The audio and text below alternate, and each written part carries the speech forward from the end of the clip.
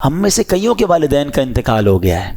ماں سے بڑھ کر تو کوئی نہیں نا, والد سے بڑھ کر تو کوئی نہیں, لیکن جیسی تکلیف ان کے انتقال کے وقت ہوئی تھی 2-3 سال 4 سال میکسیمم 5-7 سال کے بعد وہ تکلیف نہیں ہوتی ہے, وہ تکلیف نہیں ستاتی. مگر 1400 سال ہو گئے ہیں. جب بھی کربلا کا واقعہ سنتے ہیں, جب بھی امام حسین اور ان کے خاندان کی مظلومیت سنتے ہیں تو آنکھوں میں آنسو آ جاتے ہیں, دل تڑپنے لگ جاتا ہے کہ یہ کیا کیا تھا ان لوگوں نے.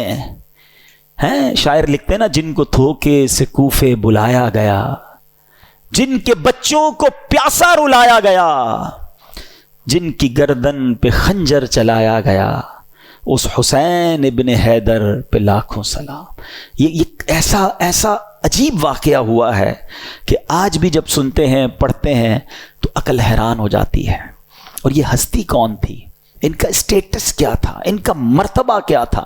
جب یہ سنتے ہیں تو اور عقل حیران ہو جاتی ہے کہ اتنے بڑے مرتبے والی شخصیت کے ساتھ ایسا ظلم.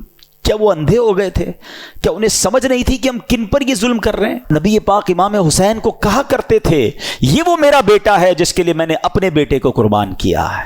لیول آف لو سوچیں کتنا تھا, افیکشن کیسی تھی کہ اپنا بیٹا قربان کر دیا امام حسین رضی اللہ تعالیٰ عنہ پر. میرے آقا فرمایا کرتے, حسین مجھ سے ہے اور میں حسین سے ہوں.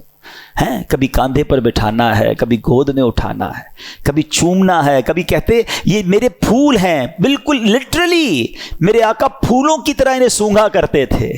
امام حسن اور امام حسین کا مرتبہ وہ ہے. سیدی اعلیٰ حضرت لکھتے ہیں نا, ان دو کا صدقہ جن کو کہا میرے پھول ہیں, کیجئے رضا کو حشر میں خنداں مثال گل. حضور ان دو کا صدقہ جن کو آپ نے پھول کہا تھا. ایک اور جگہ سیدی اعلیٰ حضرت گویا اس پورے خاندان کو, پنجتن پاک کو ایک باغ کی طرح سمجھاتے ہیں ہمیں. کیا بات رضا اس چمنستان کرم کی, کیسا چمن تھا, کیسا کرم کا باغ تھا. کیا بات رضا اس چمنستان کرم کی, زہرا ہے کلی جس میں حسین اور حسن پھول. یہ کیسا خاندان ہے. نبی پاک اتنی محبت فرماتے, اتنا پیار ہے اپنے نواسوں سے. پیارے آقا علیہ السلام کی حدیث مبارک جس کا مضمون ہے, جو حسین سے بغض رکھے اس نے مجھ سے بغض رکھا.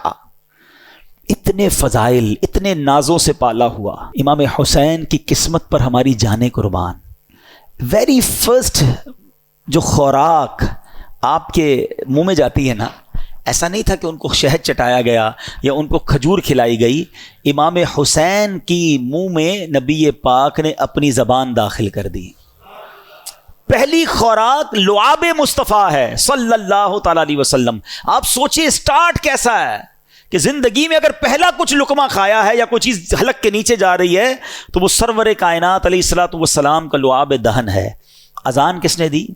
آپ کے امام حسین کی کانوں میں اذان دینا بھی ان کی نصیب. دیکھیں کہ ان کے کانوں نے پہلی آواز سنی اللہ اکبر, اللہ کا نام سنا, اور زبان تھی حبیب خدا کی. ہائے ہائے ہائے, کیا بیان کریں ہم. ہمارے پاس تو سچی بات بتاؤں, ہماری اوقات بھی نہیں ہے. ہمارے پاس نہ وہ الفاظ ہیں نہ ہماری اوقات ہے کہ ہم حسنین کریمین اور اس گھرانے کی شان بیان کریں. ہم تو بس صدقہ لینے جمع ہوئے ہیں, خیرات لینے جمع ہوئے ہیں کہ کچھ ان کا ذکر کر لیں. اور وہ شاعر کہتے ہیں نا, کچھ نواسوں کا صدقہ آتا ہو, در پہ آیا ہوں بن کے سوالی. ہم تو صدقہ لینے جمع ہوئے ہیں, نہ ہماری اوقات ہے نہ ہمارے پاس کچھ پیش کرنے کو ہے.